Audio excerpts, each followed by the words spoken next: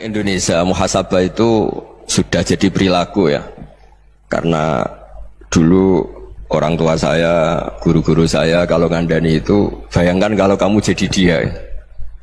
Jadi misalnya kita mentang-mentang atasan, otoriter sama bawahan, bayangkan kalau kamu jadi yang bawahan itu kayak apa. Laukun tamakana, kalau orang Arab bilang, bayangkan kalau kamu di posisi dia.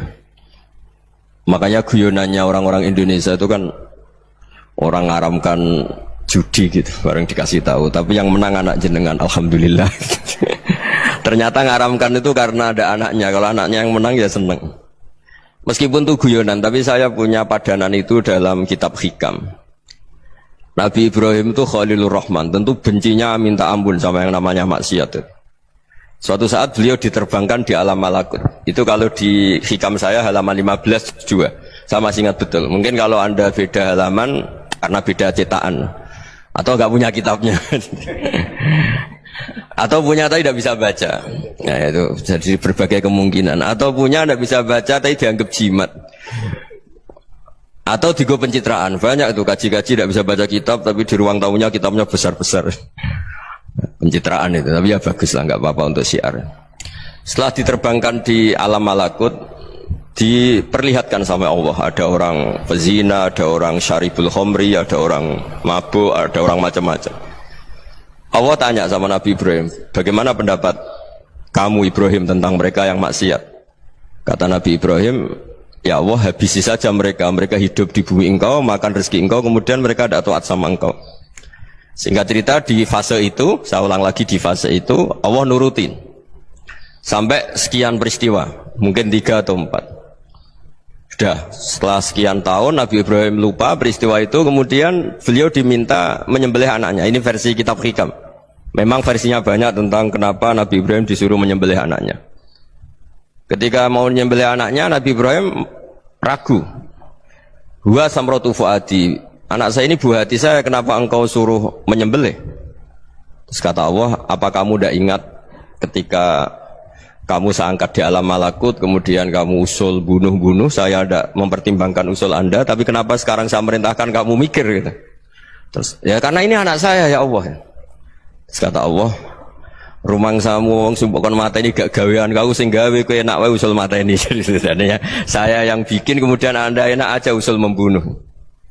Semenjak itu Nabi Ibrahim itu di eranya itu asfaqun nas, orang paling sayang sama manusia. Karena kadang kita keras itu ya kebetulan itu tidak anak kita, tidak keluarga kita. Cara orang Jawa itu kan gitu ya, kalau ada perempuan terus macak yang macam-macam pakai sepeda motor cowok, terus wah itu luput suwuk, semoga-moga gini. Tapi setelah dikasih tahu, niku ponakane jenengan, semoga-moga selamat. Jadi jangan-jangan kemarin Pak Ahlil Ma'asi itu kebetulan itu tidak keluarga kita. Kalau keluarga kita yang pernah salah pada kita, semangat kita mintakan maaf. Jangan-jangan kita didikte hukum sosial gitu. Jadi orang yang salah kebetulan itu orang yang menservis kita, atau keluarga kita, atau orang dekat kita. Jangan-jangan semangat kita mintakan ampun. Tapi kalau sama orang lain kebetulan musuh kita semangatnya minta itu kena adab. Nah ini yang nggak boleh dalam Islam. Islam mengajarkan niru Rasulullah SAW, Nabi itu rahmatal lil alamin. Bahkan kemarin saya ngaji virtual sama beberapa habaib, ada Habib Ali Al-Jufri dari Mesir, ya, ada Habib Alwi dari Kuitang, ada Habib Nabil Al-Musawa.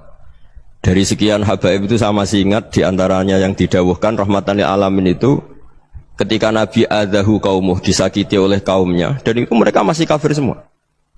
Itu mereka dapat doanya Nabi, Allah mahdi qaumi fa innahum la ya'lamun. Kayak apa baiknya Nabi, orang yang menyakiti, yang melukai, tapi Nabi masih berdoa, Allah mahdi qaumi fa innahum la ya'lamun.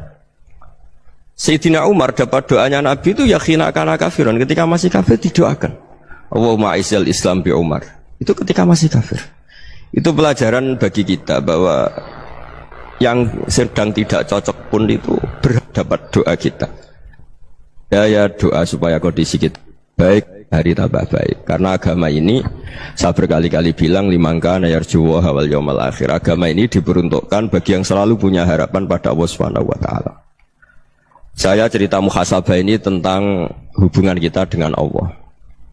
Di Indonesia itu banyak orang fasik, banyak orang nakal. Ya di mana-mana orang nakal itu ya mayoritas, wa aksaruhum fasikun.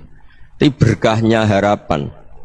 Mungkin saya kira nakal sok benda, mungkin saya kira sholat sok ben sholat, mungkin sekarang belum sakhok, belum dermawan, suatu saat dermawan.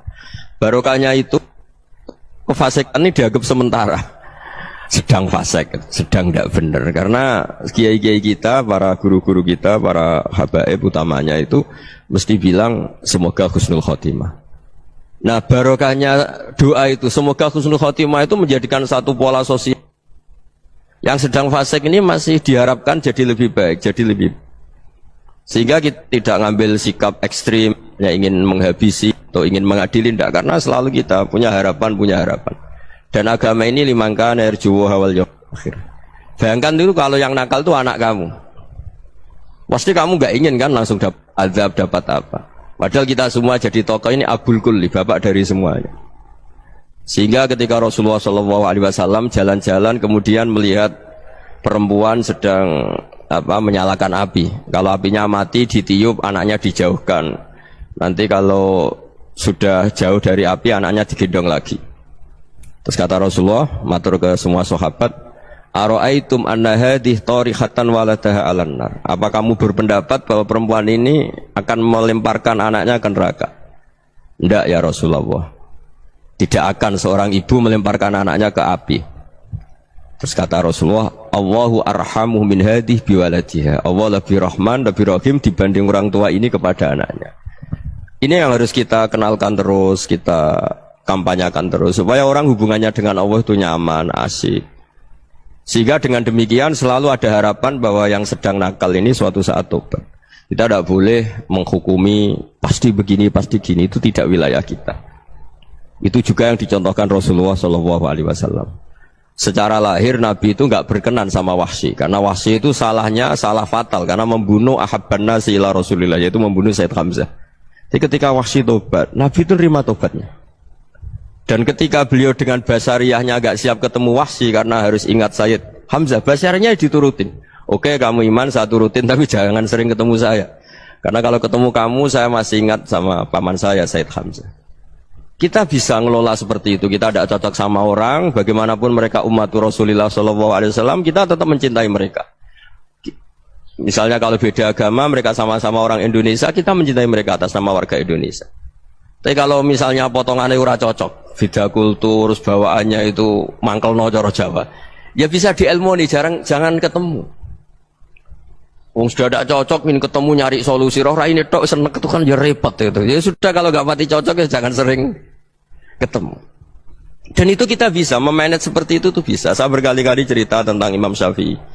Kalau dikasih tahu ya Imam Abu Abdillah, panggilannya Imam Syafi'i, tetangga anda ini ternyata banyak yang nggak senang anda. Jawabnya beliau senang. Ya bagus kalau nggak senang saya, ndak utang saya katanya.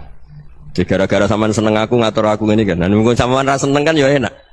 Jadi hidup itu dianggap happy. Kalau seneng ya teman silaturahim, kalau nggak seneng ya nggak bakal utang gitu. Baru kaya seneng itu nggak ganggu. Jadi dulu itu orang bisa ngelola seneng ndak seneng itu bisa. Karena ada kearifan hubungan dengan Allah Subhanahu wa ta'ala. Hidupnya selesai karena masyghul bi dzikrillah, mereka sibuk dengan Allah. Makanya kata ulama-ulama tasawuf, kamu jangan melihat manusia perilakunya, tapi kamu juga harus ingat yang gerakkan semua itu Allah Subhanahu wa ta'ala. Dengan demikian kita farah, kita senang. Makanya Nabi kalau ngutus Anas bin Malik kemudian enggak kesampaian yang diinginkan karena Anas main, ketika garwa-garwani Nabi agak tersinggung, Nabi andaikan Allah menghendaki yang saya inginkan kesampaian, pasti itu kesampaian. Jadi dianggap kegagalan Anas gak manggil yang dituju Nabi itu ya kersane Allah, ya enteng saja. Sayyidina Ali lebih parah lagi yang dialamin.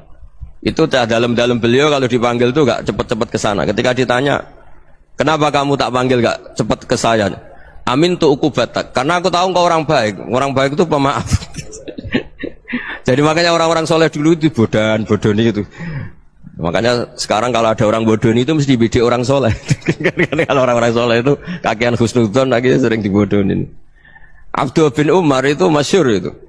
Kalau ada budaknya sering sholat, sergap sholat itu dimerdekakan. Akhirnya nggak sholat pun pura-pura sholat. Akhirnya juga dimerdekakan.